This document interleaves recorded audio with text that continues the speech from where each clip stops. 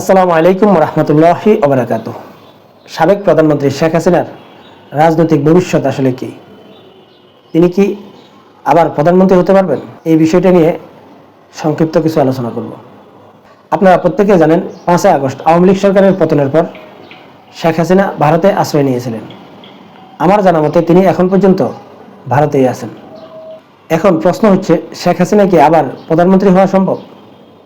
অথবা তিনি কি সক্রিয়ভাবে বাংলাদেশের রাজনীতি আবার করতে পারবেন এবং আওয়ামী লীগের হাল কি বাংলাদেশে বসে ধরতে পারবেন? আমার কেন জানি মনে হচ্ছে 90% সম্ভাবনা নেই যে তিনি আর প্রধানমন্ত্রী হতে পারবেন অথবা আওয়ামী লীগের রাজনীতির হাল ধরতে পারবেন। এর কারণ হচ্ছে 5 আগস্টের পর থেকে এই পর্যন্ত শেখ হাসিনার নামে অনেকগুলো মামলা হয়েছে, তার মধ্যে অনেকগুলো হত্যা মামলাও রয়েছে এবং সেই মামলাগুলো আন্তর্জাতিক যুদ্ধ অপরাধ ট্রাইব্যুনালে তোলা হয়েছে এবং ওনার সেই মামলাগুলোর বিচার কার্য শুরু হয়ে গেছে। আমার কেন জানি মনে হচ্ছে এই ইউনূস সরকার থাকা অবস্থায় আগামী নির্বাচন অনুষ্ঠিত হওয়ার আগেই ওনার এই মামলাগুলোর মধ্যে অনেকগুলো মামলার রায় দিয়ে দেবে এবং সেই মামলায় যদি ওনার 10 বছরের অধিক সাজা হয় তাহলে তিনি আর বাংলাদেশে নির্বাচন করতে পারবেন না। আর যদি তিনি মামলাগুলো পেশ করে তারপর নির্বাচন করে প্রধানমন্ত্রী হতে চান, আমার কেন জানি মনে হচ্ছে ওনার বয়স তাকে আর সেই সময় দিবে না। হয়তো ওনার পরিবার থেকে অন্য কেউ ভবিষ্যতে প্রধানমন্ত্রী হতে পারে, কিন্তু ওনার যে বয়স, এই বয়সে তিনি এই মামলাগুলো ফেস করে আর প্রধানমন্ত্রী হওয়ার সম্ভাবনা আমি আছে বলে মনে করছি না। এই কারণে আমি মনে করছি যে শেখ হাসিনার প্রধানমন্ত্রী হওয়া অথবা সক্রিয়ভাবে বাংলাদেশে থেকে রাজনীতি পরিচালনা করা বা আওয়ামী লীগের নেতৃত্ব দেওয়া 90% অসম্ভব। এখন 10% সম্ভাবনার কথা কেন বলেছি এবং কিভাবে সেই সম্ভাবনাটা রয়েছে সেটা বিশ্লেষণ করি। আপনারা প্রত্যেকেই এক বাক্যে স্বীকার করবেন যে আওয়ামী লীগ বাংলাদেশে অত্যন্ত শক্তিশালী একটা দল এবং এই দলটা 1971 সালে স্বাধীনতার নেতৃত্ব দিয়েছে। এই দলটার সাংগঠনিক ভিত্তি অনেক শক্তিশালী, এটা বাংলাদেশের প্রত্যেকটা রাজনৈতিক দল স্বীকার করেন।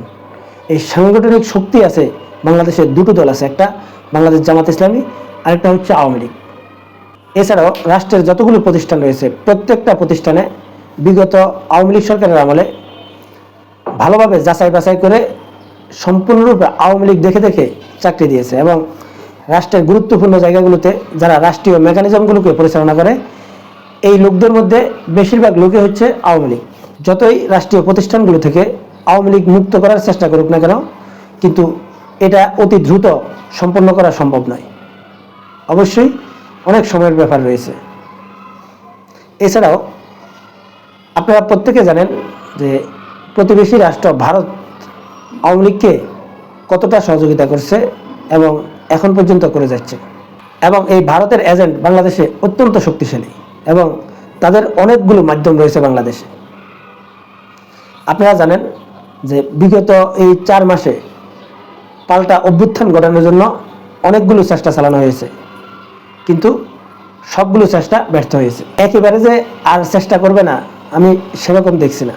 যেহেতু আওয়ামী লীগ অনেকগুলো পাল্টা অভ্যুত্থান ঘটানোর চেষ্টা করেছে এবং আওয়ামী লীগ সাংগঠনিকভাবে অনেক শক্তিশালী এবং তাদের রাষ্ট্রীয় বিভিন্ন প্রতিষ্ঠানগুলোতে তাদের অনেকগুলো লোক রয়েছে এবং রাষ্ট্রীয় মেকানিজমগুলোতে তাদের যথেষ্ট পরিমাণ জনবল রয়েছে এবং ভারত যেহেতু তাদেরকে সহযোগিতা করছে, বিগত সময়ে আওয়ামী লীগের পাল্টা অভ্যুত্থানগুলো যদিও ব্যর্থ হয় কিন্তু তারা যে হাল ছেড়ে দিবে তা নয়, তারা কিন্তু পাল্টা অভ্যুত্থান করার চেষ্টা অবশ্যই করবে।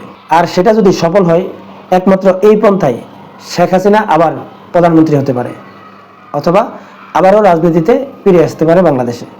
এছাড়া আমি আর অন্য কোনো মাধ্যম দেখি না। সম্মানিত দর্শক, আপনারা কি মনে করেন কমেন্টসে জানাবেন। আল্লাহ হাফেজ।